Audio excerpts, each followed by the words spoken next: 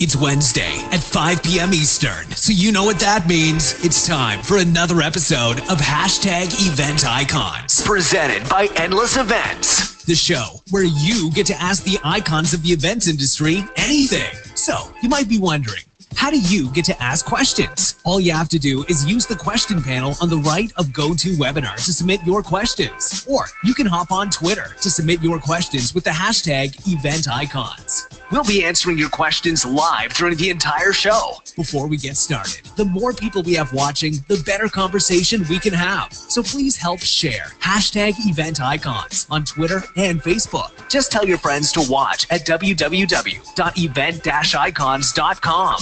Now, without any further delay, this is Hashtag Event Icons with your hosts, Will Curran of Endless Events, Laura Lopez of Social Tables, and Brant Kruger of Event Technology Consulting.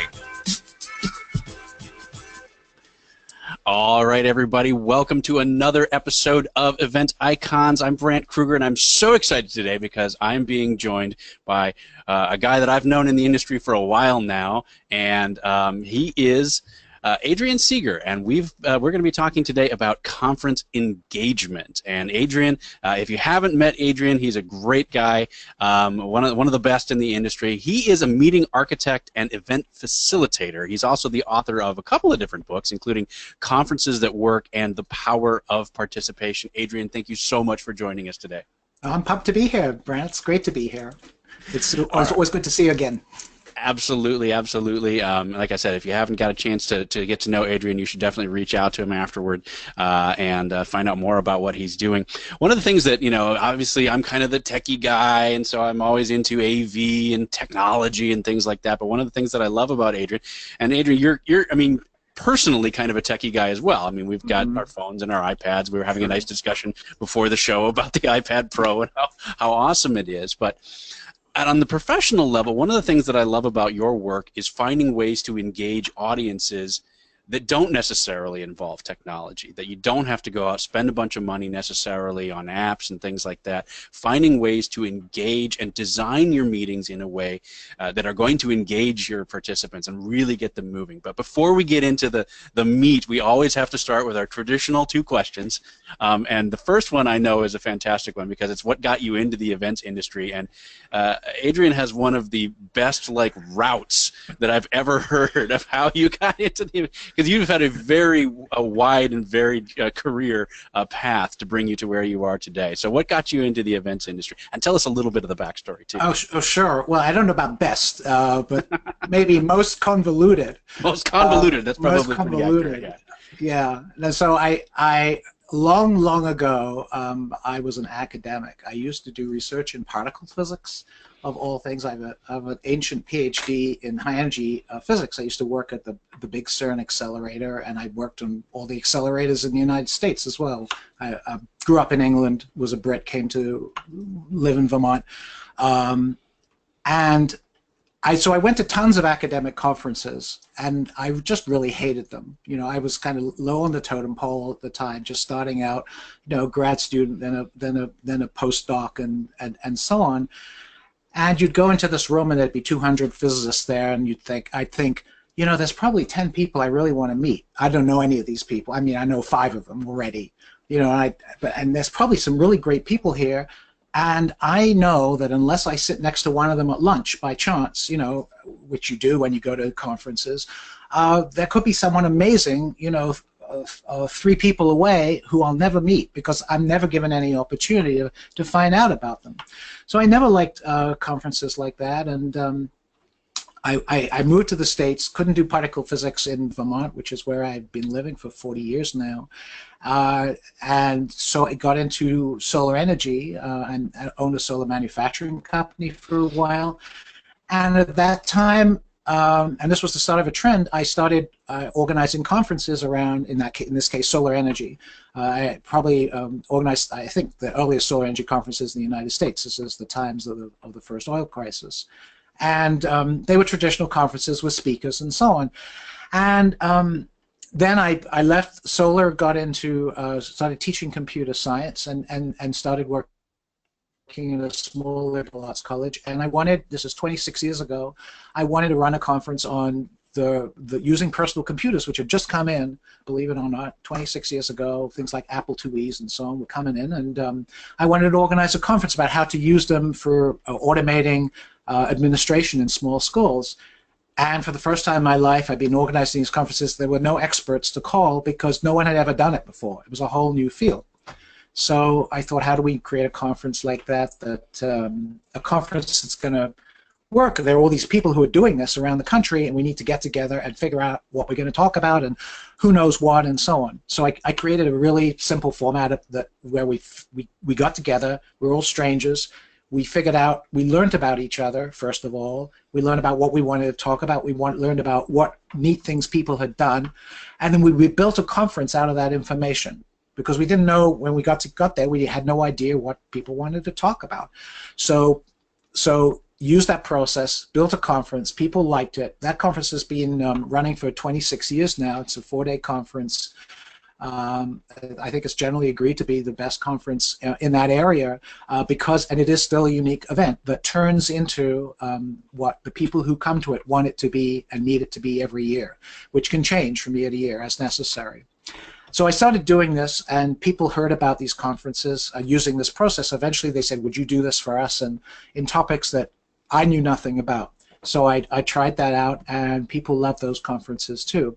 So that went on for about 15 years. I was an IT consultant during that time as well as teaching computer science.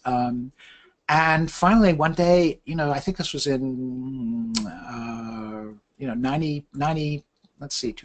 2005 or so, I was sitting there and I had, file cabinets full of paper evaluations, and I thought, geez, people love this stuff, what I'm doing, and I want to get it out into the world.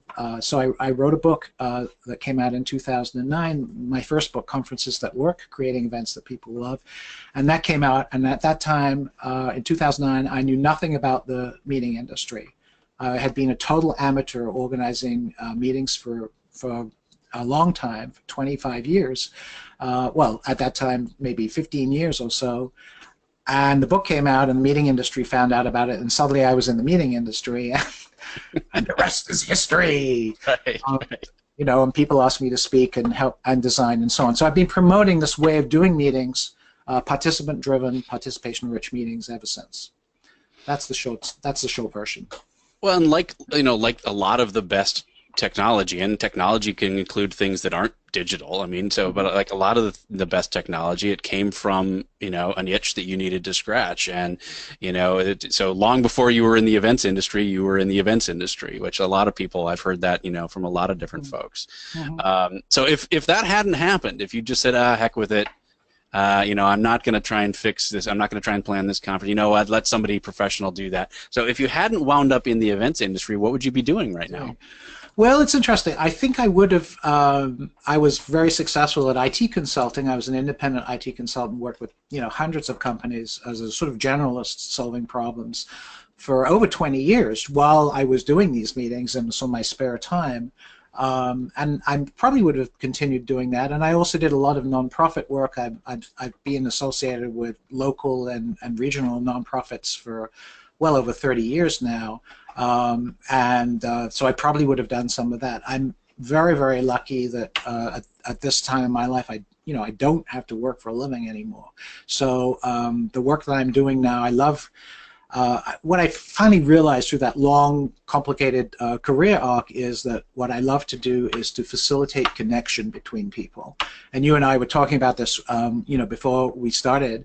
And I think we both share this. There's this excitement that you get, and I think most people who are really passionate about the meetings industry have this too. There's this excitement about creating something where people come together and they connect and they learn in ways that are important to them, and we're a part of that process. We're making that happen, and that's kind of a driving thing for me. And so once I figured that out, it only took 50 years, to kind of realize that. The rest was easy, but I think that's what really drives a lot of people in the meeting industry, and it's one of the reasons why I like being in that industry, an industry that I really knew nothing about, professionally until relatively recently. So, as we start to dive into the actual topic of conference engagement, why should people care about it? I mean, obviously, you and I care about how we engage people, whether it's technology or not technology, digital or not digital. But why should the average, person who's planning a meeting or an event, why should they care about the engagement with their attendees? Right. Well, again, the long answer is in my books, which are both my books have about a third of them are devoted to answering that very question. The short answer, I think, is that we unfortunately, I mean, meetings are the way they are. I mean, we've all been to traditional meetings where we sit and listen to experts talk. And we have known, unfortunately, for a really long time now, that that's a terrible way for people to learn stuff. It's one of the least efficient ways of doing it when people have no control over it. I mean, it's these days with the internet, modern professional wants to learn something, that you go online and you Google it and you find it and you can watch videos and you can get the information you want when you need it, which is great. In a live meeting, we don't have, that's all predetermined. We don't have that option. Some well-meaning committee has, 6 months ago just said, well, we think this is what people should talk about. We'll invite these speakers and we'll hope for the best. So it turns out, so first of all, traditional meetings where programs are predetermined turn out to not meet attendees' needs very well. In fact, my experience, the luxury I've had for 25 years of looking what people actually want to talk about when they do my form of meeting, where we create the meeting on the fly, we create the program on the fly at the meeting, shows that the best meetings, traditional meetings, maybe only half the conference sessions that are predetermined are what people want. So at least half the conference sessions at a traditional predetermined meeting are not what people actually came to listen to or are particularly interested in, which is a sobering thought. And that's the best ones. Okay, so that's one thing. If you can create a conference program that actually meets people's needs, you're way ahead. But secondly, the engagement piece that you asked about, we learn far better when we're engaged in our learning. If we're sitting and listening, we will forget most of what we've heard within a few hours, a few days, a few weeks, a few months, and so on. It's gone. The vast majority of it is gone. If we and any of the folks who are viewing today, if you think about this, the times in your life that are most vivid are the times where you were doing stuff. How much of your life do you remember of a lecture? Do you remember the thousands of hours of lectures you've received in your life? Very little. How much of the amazing experiences, the really powerful experiences, the times when you connected with people or you were doing something really powerful, do you remember? Far more of those. And you learn far more from those too. Those are the things that change people's lives. Those are the things that those are the moments when you realize things about yourself, or you want to change, you want to make changes in your life professionally or do something new and so on. Those are the really important parts of ourselves. That's what learning is really about. And we can create that at meetings by having people actually participate in the meetings and become engaged. And not only, and the beautiful thing about it is that when you're doing that, you automatically start passing control of the meeting to the people who are there, and they can, as I say, turn it into what they want. So they can have the conversations they want about the topics that they're interested in. They can meet their sort of kindred souls because they can find them, because the meeting process is designed that way. And so it's win-win all the way. You make more connections, which is very important, of course, in the world these days, and they're relevant connections. They're not connections made by chance because you sat next to someone at lunch. They're connections because you heard someone say something in a session or, in a small group, and you said, wow, I want to talk to you over lunch about that, or I want to hear more about that, and so on, and then your life gets changed, and the outcomes of the meetings are much better.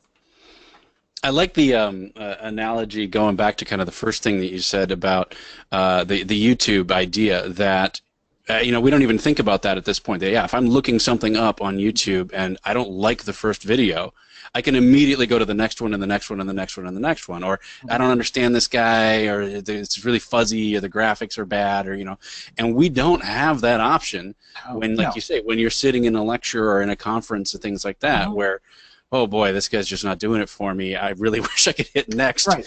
on the on the video or on the person and go to the next one in the queue. And it's not like I have something against experts or speak. You know, we've all heard people who are really, really good at presenting. You know, but I'm sorry, but they are the exception rather than the rule. You know, most people who know something, just because you know a lot about something and so on, doesn't mean you're good at explaining it or talking about it, or that the lecture format is a great way for you to present that. I mean, if there's an expert around, I want to be able to. I'd much prefer to be able to talk to them, ask them questions in a small group process and so forth, than listen to them lecture. I'm going to get more out of it. Well, that leads right into a question that's coming in online, which kind of what you're talking about, which is how is this educational format effective for introverts? And that's where the expert might not be a good public speaker, you know, but in a smaller, you know, environment where you're able to, you know, talk to them one-on-one. Can you speak to a little bit about that? Well, I mean, you're talking about introverts as speakers or the introverts as attendees? I think both. You know, I think right. the question was about the, you know, just in general introverts, but I think you were kind of leading into a little bit on the speaker side. Well, let's talk about the speaker side for a moment. I would have to say that most, I mean, if someone is genuinely interested in sharing what they have to offer, their expertise and experience, my experience is that 99% of people are more comfortable doing that in a small, in an informal way.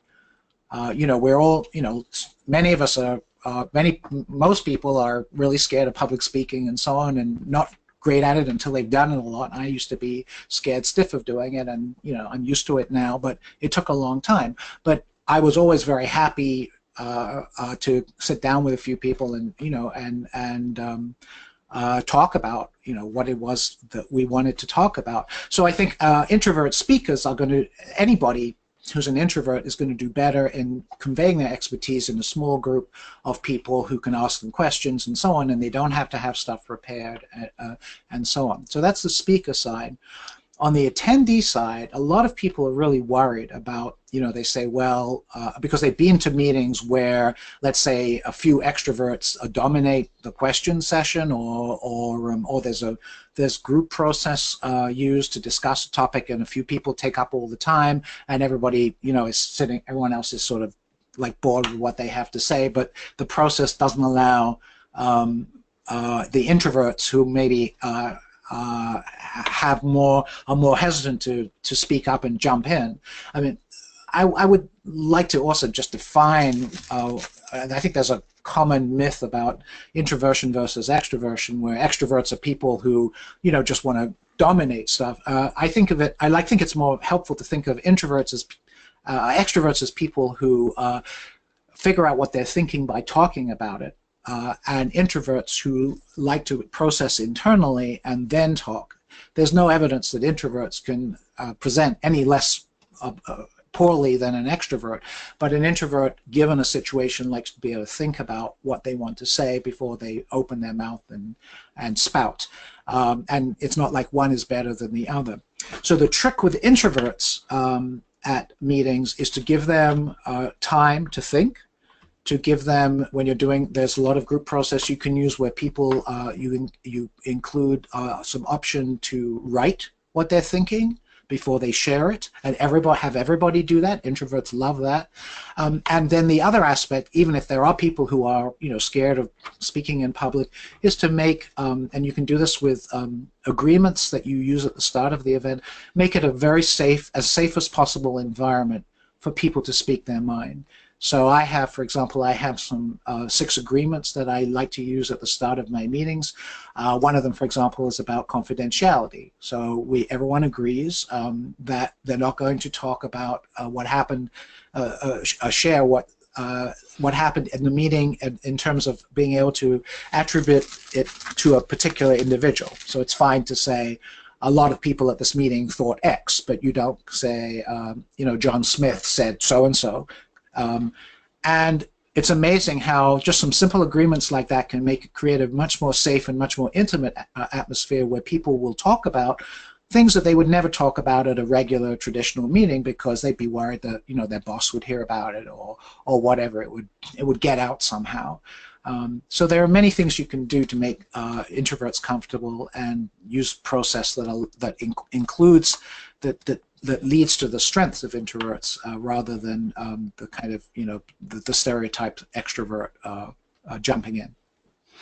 There's a couple different paths here. I want to talk a little bit about the design process, but I think it's worth being clear about the fact that we've got a couple different routes that we can go here. One is designing a meeting using kind of the conferences that work model, using your model as I want to talk a little bit about that. But then also I think people who are just kind of doing a quote-unquote normal meeting, there are a lot of your techniques that can be incorporated as well. So I want to kind of go down both of those paths. Let's start with the design process, specifically about your kind of model, using the kind of conferences that work model. Right. Well, the Conferences That Work model, which again is described in my first book, Conferences That Work, is in its purest form a model where, as I described earlier, there's an arc. There's a beginning and a middle and an end of the event. And the first part of the event is you learn about who else is there. You learn a little bit about the people who are present. You learn about what it is that's on people's mind. So you have the group gets a sense very early on. Wow, I thought that I came here and I was the only person who was interested in this thing. It turns out that 20% of the people here want to talk about this. That's so cool. And at a conventional meeting, you might never have discovered that because it wasn't on the program. There wasn't a speaker addressing that particular issue. So you bring up these topics, and you bring it up in a group process so that by the end of that beginning, the whole group has a really clear idea, a sense of what the group itself is interested in while they're together. So that's a really important piece. And also in that process, you discover everybody has an opportunity to say. Well, one of the questions that people answer is, what expertise or experience do I have that others here might find interesting? So that's an opportunity for you to say, well, over the last year I've been doing this, in my business, and you have no idea if anyone else in the room is interested. And I think at every meeting I've ever been to, there's someone who just, there's someone who says something like that, and 10 people in the room say, oh, we're just about to do that. I want to hear about that. And suddenly that person is running a session, and they didn't even know that they had anything of value to offer.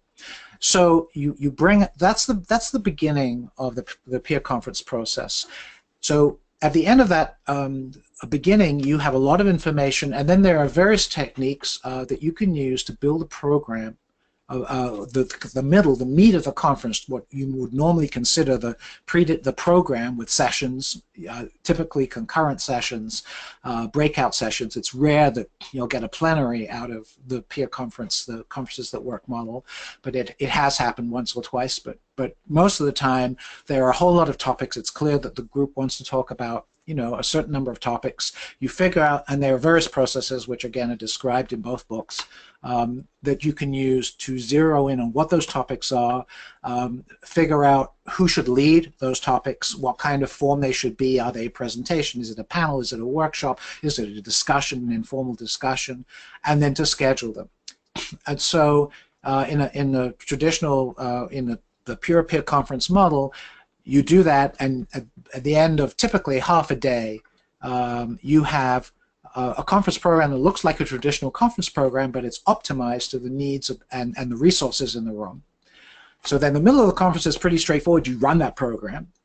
And then this is a very important piece that is usually neglected in most traditional conferences.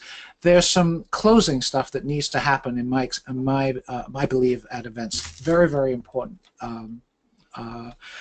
process where you need to give people time individually to think about what has happened, what they've learned, what they want to change professionally in their life as a result of going to an event.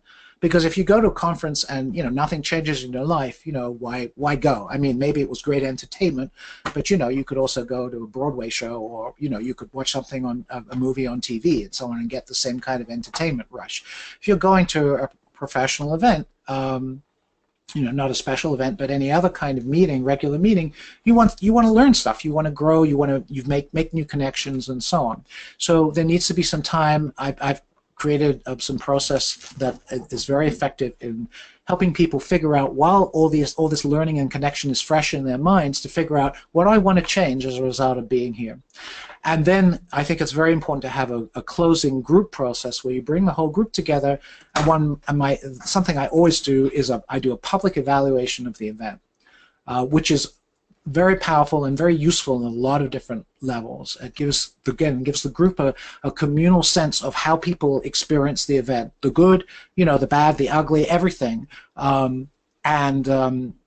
It's a fascinating thing to do. A lot of meeting stakeholders are very worried about doing that. They're worried that people are going to say, negative stuff and so forth. The interesting thing is when you do it, and it's designed to hear all the good stuff first, people are amazed at if the event has been designed well, or about all the wonderful stuff that's happened. And then the stuff that can be improved, you don't talk about things being bad, you talk about things, how you could change this event to make it better. You get all kinds of wonderful suggestions about how the meeting can be improved, and also how the community can be improved in some way. Are there things that the group should be doing as a group that it isn't doing, and so it brings up a lot of things like that. So beginning, middle, end. These conferences have what I call a conference arc, rather than a traditional meeting, which is just a sort of welcome and a set of sessions, and then closing dinner and goodbye. And so they build community. Peer conferences build community when you do this right. I think, engagement in general is kind of a double-edged sword that if you let it be. I've seen it plenty of times in my events too, where the CEO or whoever is very kind of fearful or worried about the type of feedback they're going to get if you open things up to live questions via an app, anonymous questions that come in. But I've seen so many more times than not the positivity that comes out of that, like you said, the positive reactions and the positive and constructive criticism of talking about things in the open, rather than shoving it on a survey afterward. Right. Yes, and I've written a lot about this. I think evaluation is something that's still very weak at events. The way that we do evaluation of events is really flawed. We do short-term evaluation, which really biases evaluation towards people providing emotional experiences. So you have the keynote speaker that tells this amazing story, and everyone's all fired up, and they give them high marks, on the evaluation, and then 6 months later, it's had no effect on their life at all.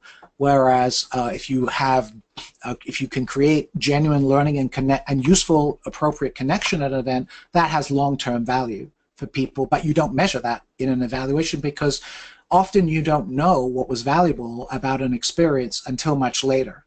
And I just wrote my latest blog post about this, and I think there's a reference to my blog in the show notes. Is that's kind of the meeting industry's biggest dirty secret, that we don't really even like to talk about a long-term evaluation of events. So we don't do it, we don't think about it, and it's the most important aspect. It's the honest way to think about whether your event had an impact. And the short-term evaluation methods that we traditionally use are really flawed, and are measuring the wrong kinds of things. It's funny that you say that, because now I'm kind of thinking back on some of the conferences that I've attended, and there's been some that I grew to like more over time. As time went by, and there are some that I've really enjoyed while I was there, but as time went on, I kind of went, okay, well, no, that was kind of weird, and I probably shouldn't have done that, and that kind of thing, right. So yeah, like, and you've touched on it a couple different ways, in a couple different contexts, but one of the things that you've written about is, and something that I'm kind of passionate about as well, is leaving white space at events and making sure, like you were talking about, giving people time to process. Giving people time to gather their thoughts before they speak about them or before they talk about them. Can you expand a little bit on that, as far as how you incorporate it in your events, and then also how we might be able to incorporate it, again, in more traditional meetings and conferences as well? Right. Well, my second book, The Power of Participation, has a lot of examples of that, and I think there's a whole chapter on white space. I think, so just a few things. First of all, multi-day events, if you can hold them on, if you can hold multi-day events, there's something really that happens in our brains when we have time to have an event that spans a couple of days. You know, we sleep on stuff. I mean, that's actually when a lot of learning gets consolidated, and so having that kind of break time in meetings, if you can do it, is really helpful. Multi-day events, even if it's a day and a half, you start at lunchtime one day and you run the full day the second day, which is kind of my favorite format for a day and a half event. They are much more impactful than a single full day, because you don't have time. The brain doesn't have time to process what has come into it and basically say. And again, that processing is largely unconscious. You know, there's some theories that say that it happens during our sleep. So, you know, unless you fall asleep at lunchtime or whatever, it's not going to happen for you in a one-day event. But the other aspect is break times are really important. If you're going to have a traditional event and you just fill the time with sessions and have very little downtime, people are going to get exhausted. People are not going to process. My philosophy on that, actually, this is a very simple thing to do, is to actually give people permission. I mean, there are two ways you can deal with this. You can actually put the break times in and give people plenty of time. But the other thing that I like to do is, given that it costs lots of money and people's time is expensive, is to bring people together, is to pack the program pretty full. You know, to have decent downtime, but to have a pretty full program, especially if it's a multi-day event, and then tell people right at the start, okay, guys, we have filled out this program, and we give you, you are all adults here, and you will all have times when you're exhausted, when your brain can't take anymore, where you need to take a break, and I'm telling you, it's fine to do that. You have just been given permission to say, okay, I need some downtime. There's some sessions here that are less important to me. If I had the energy, maybe I'd go to one, but no, I'm not going to go, and that's okay. And that, instead of kind of enforcing the same white space to everyone, you basically give people permission. I know it sounds silly, but if you basically tell people that it's okay to do that, the group hears that, and then it becomes okay. So that's another thing that you can do. And then there are, you know, another example is a traditional event. A white space technique that you can use is a badge technique. This is like at a really a different level. You can give people large badges and have space on them to say, ask me about so-and-so, or what I want to hear about is X, and you have a blank space on the badge, and you ask people at registration to fill in those things, and it's on the badge, and then you can go and glance, and you can say, oh, this person knows a lot about this, and so on, and that's there so that people are advertising that throughout the event. That's a very simple white space technique where you're giving information out all the time just by, you know, physically. Literal white space. Yeah. Literal white space. So, you know, there's all different kinds of white space. Yeah. But I think I agree so much that we just need that time to process. There's so many events that you go to, they're just so packed, and you don't feel like there's that leave to go and you know, head up to your room. And so I like the idea of making that clear at the beginning, and saying, you know, pick a session, and that's your session to go back to your room and just be quiet. Right. You know, for a half an hour, right. And some other events have experimented with quiet spaces that you can just go and there's some relaxing music at, and another I think that's a great idea too. Did a guided meditation at the end. I like that. Yoga in the morning. Yeah, and at the end everybody laid down and we were guided through unpacking the day and figuring out which things you wanted to take home, and think of one thing you want to share with a coworker and kind of put that in your bag. And so yeah, there's lots of different ways to incorporate it, but not a lot of events do it, so it's no. This is the thing. I'm really encouraged in the meeting industry that there's a lot more. There are a lot more articles now and a lot more awareness of building, of the value of building participation and process that provides connection into events, in the sessions. Not so connection isn't something that happens in the breaks. It can happen in the sessions around the content that that session is about. So you can discover this is a session about this. Everyone who's interested in this is there, but you have the opportunity to discover that there are people in that session you want to you really connect with, and so on, rather than again listening to someone speak, and and you're sitting next to someone and you never say a word to them, and you don't know anything about them. They're strangers. So it doesn't have to be that way. Mm-hmm. So in the peer conference model, obviously we don't have any official speakers that we're bringing in. We're all potential speakers as we go to this thing. But again, thinking about the more traditional models, what can we do to work with our speakers to try and help them be in more of a participatory mindset of how engaging our audiences? I mean, what are some things that we can do to kind of help get them thinking in this direction? I think that's really a tough one, because and some of the meetings that I've helped with in designing, I've had the people have contracted me to work with the speakers beforehand, which is a great thing to do.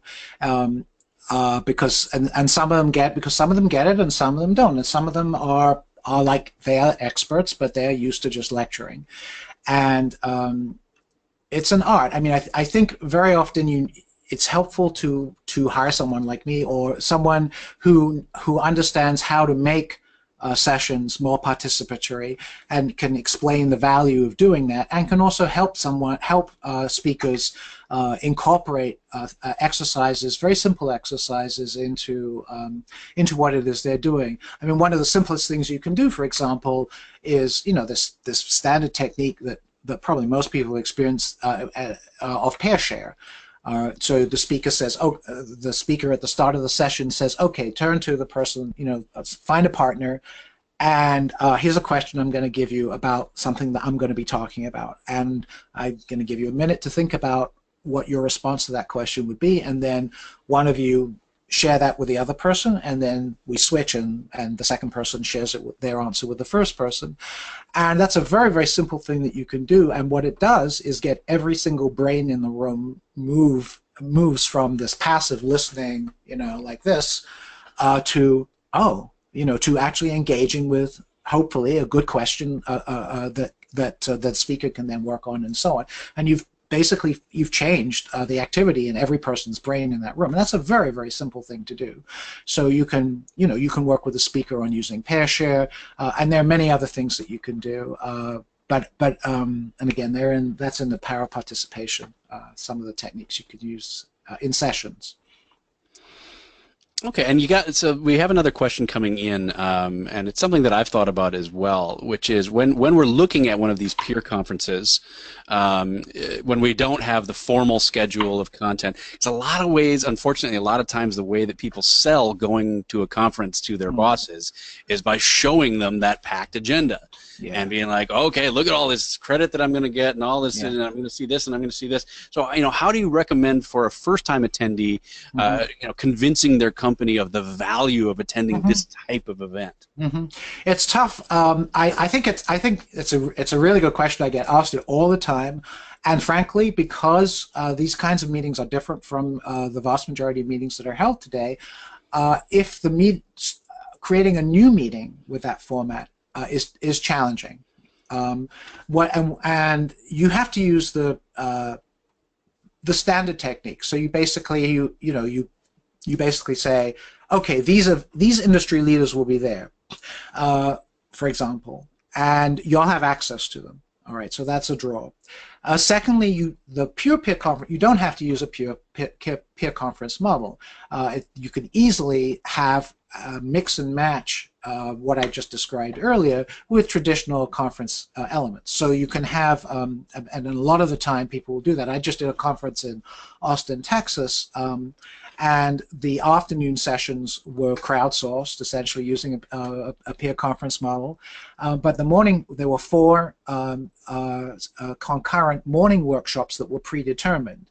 So the people who came to that conference, they knew they were going to get a session that that was going to be interesting to them in the morning, and then there was this weird stuff going on in the afternoon, which it turned out they enjoyed immensely, and we crowdsourced a set of sessions, and these sessions happened. So you can use the traditional elements that people are familiar with to get people in.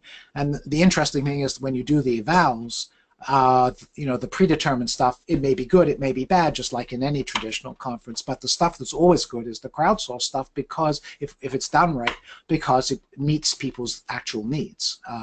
People have these sessions on things like, whoa, this is great, I was interested in this, and there were 15 other people who were interested in this, and we had a fantastic session about it, and I didn't even know, and the conference organizers didn't know, and so on. So that's so you have to kind of bring people in ways that they could relate to, and then kind of to move them over to the bright side, because it's very hard to convey. The question reflects a fundamental concern. It's very hard to convey how well these conferences work until you've actually experienced one. And I always say that to people who are skeptical. You need to go to one that's well designed, to a peer conference that's well designed, and then you'll see whether it works for you. And I imagine, like you said, unless you're starting one fresh, it's very unlikely that you're going to be able to pivot and change an existing conference into a peer conference solution. But you might be able to kind of inch your way there you can. As you go. And as you see that, start to get those positive reactions and get those positive things, you might wind up getting there eventually. Oh, that happens a lot. No, I have to say, I wish I was asked to more often to, when new conferences were being devised, to come in and use this a participant-driven and participation-rich approach from the start, because it's easier. But a lot of the time, people will come to me. I do a lot of consulting work on conference design, and most of it is on existing meetings. And people are coming to me because they're saying, well, attendees are unhappy, and the program doesn't really reflect the needs, and attendance is going down, and what can we do? And it's fairly easy to say, okay, so let's take an afternoon and we will crowdsource some sessions that morning, let's say, and we'll run those sessions this afternoon, and you'll see how it is. And that's just an afternoon. It's not, we're not taking over the whole event. We're not changing the whole format, but we're doing this. And most meetings that do this, I facilitated a PCMA continuing ed conference a couple of years ago, and introduced crowdsourcing there. And they've changed the format, but they've included crowdsourced sessions ever since in that conference, because people really saw the value of it. And again, there are a lot of different ways you can do that. So you can adapt existing events, and you can bring new things in without destroying the sort of continuity or upsetting people by massively flipping a format to something that's a little weird to many people. All right, well, as we're starting to wind down a little bit, what I'd kind of like to focus on for the last few minutes are some of those participation techniques that we might be able to bring in to either a traditional conference.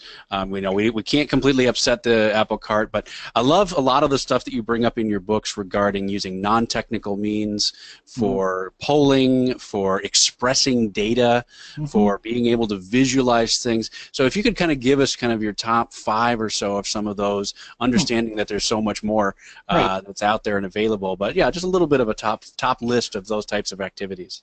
Right. Well, one of the things I love to do, and again, it needs a little preparation, but it's totally non-tech, is body voting. And the preparation basically means you need to have some open space in the room so that people need to be able to get to that open space.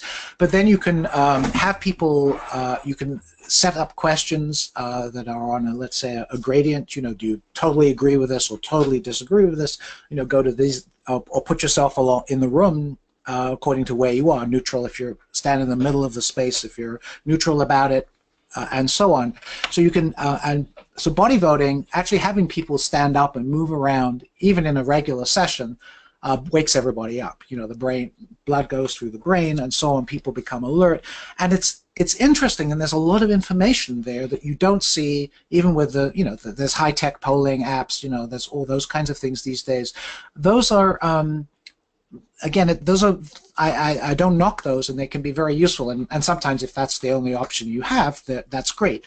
But if you can if you have enough space for people to actually physically move and do body voting, you can do all kinds of wonderful stuff like that. You can start, a facilitator can for example, interview people and say, okay, pick a few people who are like strongly agree with us. So why do you feel that way? Go to the other end, split them up into two groups, and have the two groups talk about why they feel that way, and have each group in turn listen to the other group, and so on. Let's say you're working on a contentious issue and you're trying to bring people together.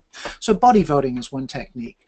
Something that I think would be of interest to a lot of traditional meetings, which I've been asked to do increasingly recently, is it's possible to facilitate some pretty large hot topic industry, hot topic issues with hundreds of people, with a facilitator in an hour, hour and a half. And I've been doing this with some large associations recently, and it requires the facilitator to do some preparation, so that I'm, when I do it, I'm not I'm the person who knows least about this topic than anyone in the room, so I have to do some preparation.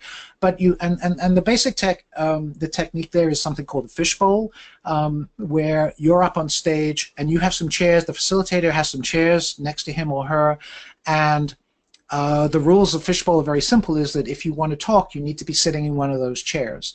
And the facilitator introduces the session. You might have a few experts who give some very brief introduction, but they're not like a traditional panel, and they sit there the whole time. They come and say, well, this is some innovative thing that I did to deal with this issue, and someone else does that. And then you open it up, and you bring people up from the audience, and maybe there's some discussion. You have several chairs, so you can have several people up at one time, and the facilitator facilitates a discussion, and you hear really cool stuff. I've done this a number of times, and every time I've done it, someone has come up from the audience and said, well, I just did this, and this isn't a problem for me because I do this, and everyone goes, whoa, that's a really great idea, and no one knew about it. And you didn't without that format, you wouldn't have known.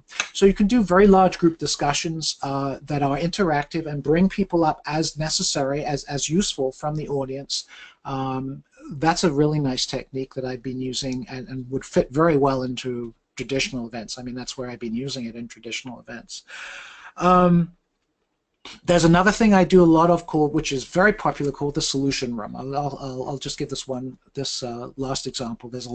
There's 30 or 40 chapters of techniques in the power participation in this book.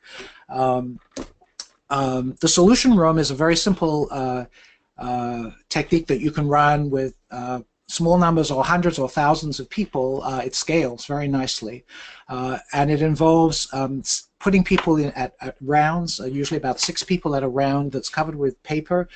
You do some preliminary work. You ask everyone to come up with a session that they would like confidential, a topic or an issue, a challenge that they would like confidential consulting on from their peers. And you divide people in various ways into small table groups, typically with a range of experience at each table.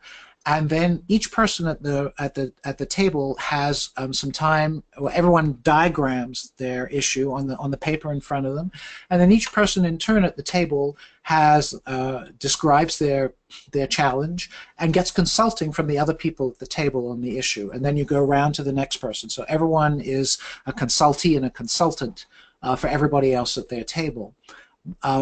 Wonderful way to actually get confidential advice on. It could be, and you get to choose what it is. It could be something really intimate. I have a problem at work, or whatever. Or it could be something totally technical. How do I do this or whatever, and so on.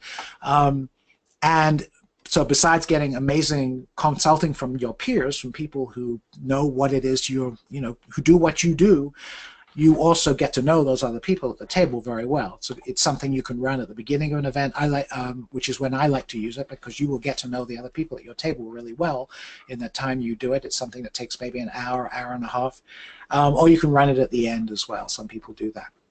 So that's something I would love to see. I would love to see that at one of our industry conferences, one of the big ones like WEC or IMEX or something along those lines, where you got a big bunch of people together in a room and have those conversations where you can just go around the table and use each other's experiences to do that. So I would love to see that happen. Yeah. Well, MPI in Europe has done it. That's actually where it was invented. It was invented the MPI Continental Conference. I know 7 or 8 years ago, and I've done it at a small session in PCMA over the years as well, maybe a couple of times. But I do it with an association, Society of Association Executive regional meetings. I've done it quite a lot of those. I've done it all kinds of places. Very, very popular. People always have very, very good feedback about it. I'd love to see a group of planners and AV people in the same room. Split them all up, divide them up, and have that conversation. Yeah, right. There are some subtleties about when you have suppliers and practitioners in the same room, and that's an issue that you talk about with the meeting stakeholders. Do you divide? Right. Sometimes you put them together, sometimes you split them up. It's valuable either way, but and I let the meeting stakeholders decide. But that's an important issue: how you segment people at these tables. So again, all the details are in the book, but it's a really neat technique, and people love it. Very good. All right. Well, we've got our traditional opening questions, and we have our traditional closing questions. So, the first of the last would be: so if you could pick only one, what is your one tip for event planners? I should have thought about this. I could pick only what? One. You've never seen that question before. I don't know what you're talking about. I'll just spontaneous. Here's what comes to mind. I would say the biggest mistake that people make when trying to introduce the kinds of things we've been talking about today into a meeting is to make it a track. So in other words, they say, okay, well, this sounds great, and I think we'd like to try it, and so we'll have it alongside, concurrently with some traditional sessions. So we'll have this track. So people who want to do this participant-rich participation stuff will have a track to do it in. And you should not do that. If you're going to do that, it's really important that you run this right across the program. It's the only thing going on, because what happens when you make it a track is that most people haven't experienced it before, and they won't go for it. They'll say, well, it sounds a little weird, and maybe it's good, but no, I think I'll go to that person talking about this. If you're going to include this kind of work in an event, you need to make it even if it's only for one session, for an hour at the event, make it right across the event, so everybody's doing that for an hour. And then everyone gets that experience, because otherwise you'll invariably be disappointed with the number of people who are brave enough to try something new. But it kind of goes back again to that justifying, the experience. If you have to go back and say, well, yeah, I spent the afternoon having a peer-to-peer thing versus I spent the afternoon in this session, and this session, and this session, and this session. Right. It looks more official, on somebody's spreadsheet or something along those lines. But the reality is that when you do, and when someone goes to this, they're talking about something specific. So that crowdsourced session will be a session that is about a specific topic and actually meets what they actually want. And so the feedback when you do this, the people who go to those sessions love them because they're what they wanted. But if only 3% of your attendees go to it, the other 97% don't know what they've missed, so they don't know. So you need to. I don't expect people to say, yes, we're going to completely switch our traditional meeting, which we've been running for years, that people aren't super happy about, over to this brand new format that Adrian is promoting. But let's try this for an afternoon or for a few hours and so on. And then when you make that choice, run it right across. So you're basically saying yes, because if the meeting stakeholders aren't going to say, yes, we believe that this is good for you and we want to try this and give it a really good shot, then why would the attendees, want to go along with it? You're setting yourself up to kind of say, well, we're trying this. We don't know if it'll work or not. And the only reason I'm doing this stuff is that 26 years ago I invented it. What I did by accident, and 15 years after that I thought, geez, people love this stuff, and so they always like it. And when I'll qualify always. Typically it's about 98%. maybe 1 in 50 people will say in the evaluations, I'd rather have gone to a traditional meeting. The other 49 are like, this is cool. I don't really want to go to a traditional meeting anymore. This was great. So that's why I promote it. Very good, very good. And then the final question, do you have any new and cool resources that you want to share? Websites, blogs, we'll obviously have links to the books and your website as well. But what else is working for you? It could be anything. We've literally had flippers and masks and, so it could be apps, it could be a book. What's working for you these days?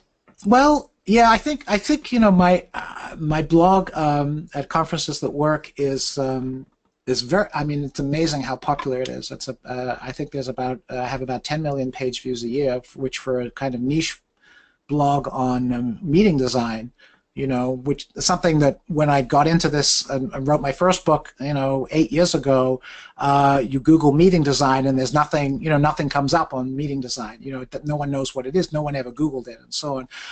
So I think, when I have ideas about things, I like to share them on the blog, and there are hundreds of posts there over the last 8 years. And the books. I will say that I'm writing a third. I'd like to say that I'm writing a third book, which is about how to crowdsource meeting content. The working title is the Little Book of Crowdsourcing Meeting Secrets, and I hope to have it out next year. And it overlaps the first two books, but so that's a new one that will incorporate some of the things that we've mentioned today that are actually not in the first two books. But I try to things that I like and things that have been useful and I think are useful to other people. I get them on my blog, and I try to get them into my books, and that's where most of those things are. All right, very good. Well, thank you very much for joining us today. It's been great seeing you again. It's like I said, we go back a few years at this point. We do. Yeah. And I really hope everybody got got some good tips out of that today. If you do think of something later, please feel free to use #EventIcons and send any questions that you've got, and we'll send them off to Adrian and get them answered for you. Otherwise, everybody can visit you, I assume, at conferencesthatwork.com. Is that right? Yes, that's right. That's okay. Where you'll find me. Great. And where else are you around the world if they want to find out and follow Adrian? Well, on Twitter, I am Seeger, Segar at Seeger, and I tweet my mind there a lot, and I've also started putting out some of my old posts on posting them on LinkedIn and so on. The blog is the blog. There are so many posts there that you could spend a lot of time looking there, and I think it's a pretty good resource if you're thinking about meeting design these days. There's a search box on the blog, and anything you're interested in that's about meeting design, you can find it pretty quickly on my blog. I've probably written about it. I'm not shy about sharing what I think about it. All right. Well, thanks again for joining us. Thank you all for joining us out there on Event Icons, and we hope to see you again next time. Thanks, Brian. Thanks for inviting me. I had fun. Thank you for joining us for another amazing episode of #EventIcons. To catch the transcription and all of the resources mentioned, head to www.helloendless.com/blog. This week's episode will be posted and available by next Tuesday. Also, let us know what you thought about this week's episode. Share your biggest takeaway and join the Twitter conversation sponsored by Alex Plaxon and Little Bird Told Media. Just tag your post with #EventIcons. We'd love to hear from you. Thank you again for joining us. We'll see you next Wednesday at 5 p.m. Eastern, right here on #EventIcons.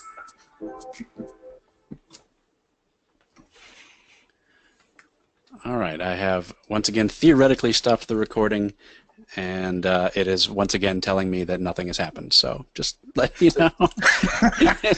We could still be live, but that's okay. Well, we're definitely live to the folks that are joining us. I haven't looked at the panel yet a bit, but yeah. So just so you know, Will, I've hit the stop recording button, and it still just says recording. So, all right. So we'll wrap it up. Thanks again for the folks that joined us live. Adrian, thanks again. Oh, honestly, it was a I pleasure. always love it. Yeah, I mean, I could talk shop with you for hours, and we have. Right, we could. Yes. And we'll do so. And we'll do so again at some Yes. point. So, good deal, good deal. Thanks, great. And I hope everything's well with you, and Yep. and we'll. And you too. All You right. take care. See ya. Take care, man. Cheers. Bye. Bye.